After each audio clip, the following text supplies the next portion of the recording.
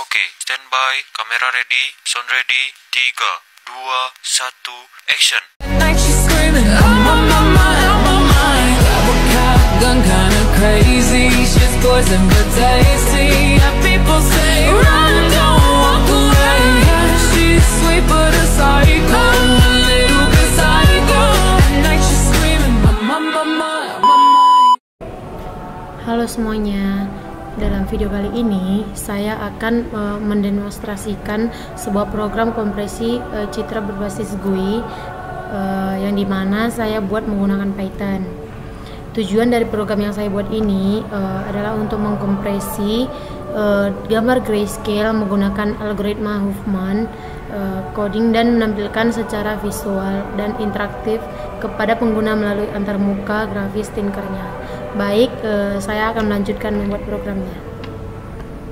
Baik, di sini saya akan menjelaskan bagian dari program berikut ini. Di bagian import library, yang di sini import Tinker. Program ini menggunakan berbagai pustaka Python, antara lain Tinker untuk membangun GUI, CV2 dari OpenCV untuk membaca gambar, Fill untuk memanipulasi dan menampilkan gambar, Counter dan Heap Key untuk proses Huffman codingnya. Yang kedua, Class Node yang di bawah import made. Di bagian ini kita membuat kelas node untuk mempresentasikan simpul pada pohon Huffman. Tiap simpul menyimpan simbol atau nilai pixel, frekuensi kemunculannya, dan referensi ke simpul anak kiri dan kanan. Yang ketiga, fungsi Huffman tree atau Huffman 3. Tiga fungsi utama membentuk logika kompresi di dalam ini. Build Huffman tree membangun pohon Huffman dari frekuensi nilai pixel. Generate kode menelusuri pohon untuk menghasilkan kode biner Huffman-nya. Huffman encode mengubah data dari gambar menjadi string biner terkompresi. Yang keempat itu kelas GUI.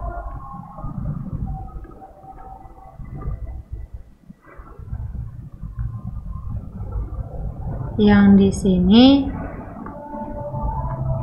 kelas grayscale image viewer. Kelas grayscale image viewer ini membangun seluruh antarmuka grafis, tombol untuk memilih gambar dan melakukan kompresi, area untuk menampilkan gambar dan informasi, kanvas lingkaran untuk visualisasi presentasi dalam kompresinya, dan tombol untuk menyimpan file hasil kompresi. Yang kelima itu fungsi browse image. Yang di sini berikut ini, fungsi ini digunakan untuk memilih file gambar dari penyimpanan, terserah gambar apa saja nantinya. Gambar dibaca dengan format grayscale, ditampilkan di layar dan disiapkan untuk dalam proses kompresi nantinya. Data pixel yang dikonversi menjadi list 1 dimensi untuk pengolahan selanjutnya. Yang selanjutnya itu fungsi Huffman. Yang di sini fungsi Huffman compress. Saat tombol Huffman ditekan nantinya, saat kita menjalankan program ini atau di run, data gambar yang dikompresi menggunakan algoritma Huffman. Dihitung ukuran asli dan ukuran kompresi. Jadi nanti ketika kita mengerankan akan dihitung ukuran asli dan ukuran kompresi yang didapat dari gambar yang kita upload. Selanjutnya ditampilkan di informasi kompresi ukuran dan presentasi efisiensi berapa yang didapat dari gambar tersebut. Lalu dipanggil fungsi animasi untuk menunjukkan hasil secara visualnya nantinya. Selanjutnya fungsi animate progress. Yang di sini untuk menampilkan hasil kompresi secara menarik, program membuat lingkaran progres animasi lingkaran mulai dari 0 lalu bertambah hingga mencapai presentasi kompresi yang sebenarnya. Selanjutnya fungsi download compress. Yang di sini setelah kompresi nantinya selesai, pengguna dapat menyimpan hasilnya ke dalam file bin. Lalu program mengubah bit string menjadi byte dengan padding jika perlu dan menyimpannya sebagai file binner menggunakan dialog file. Selanjutnya fungsi eksekusi utama.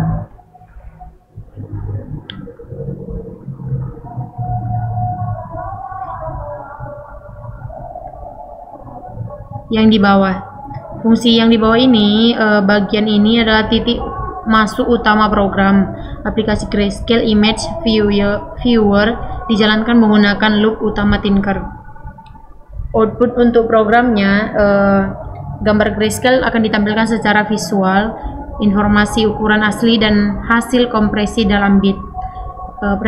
Presentasi kompresi divisualisasikan dengan lingkaran hijau dinamis.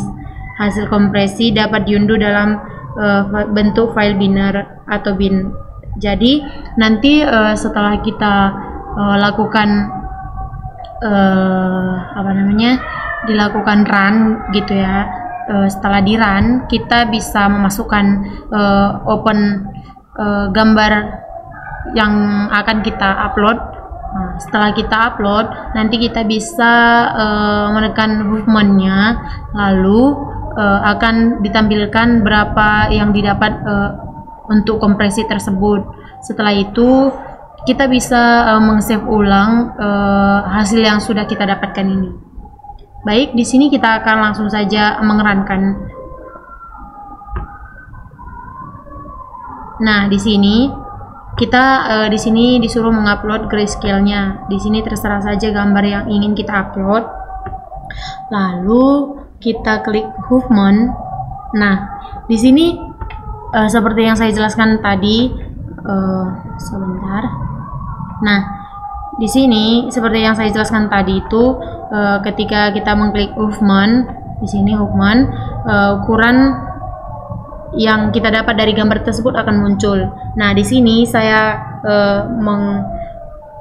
memasukkan gambar grayscale, ukuran aslinya, ukuran kompresinya, presentasi kompresinya akan muncul setelah kita mengklik movement-nya.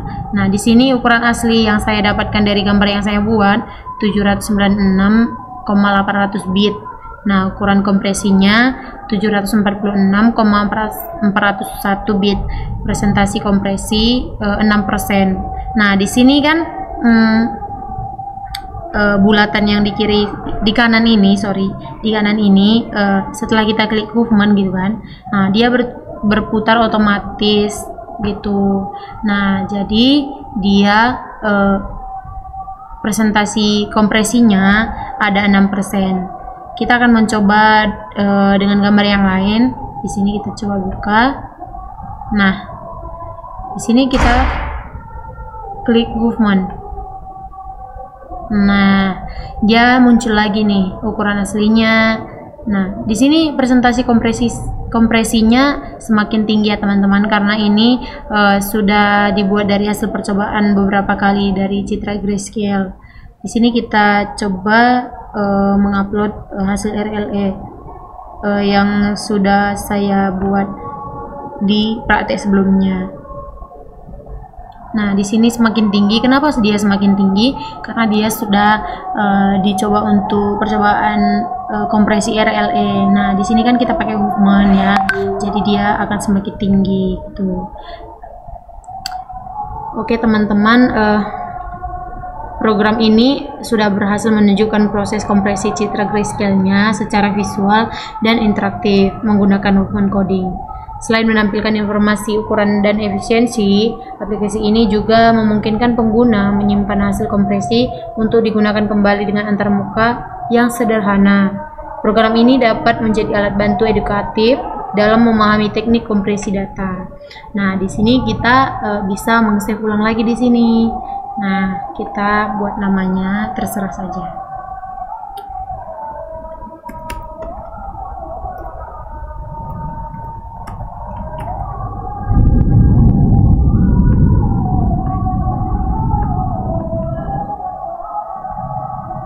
Nah, kita simpan di sini.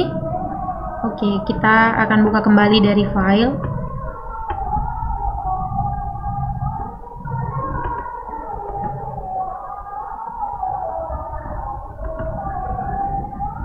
Nah, dia tersimpan ya teman-teman. Oke, baik. Demikian penjelasan untuk pertemuan yang ke-8 ini, untuk video ini. Saya mengucapkan terima kasih sudah menonton video ini. Jangan lupa like, subscribe, dan komen. Terima kasih.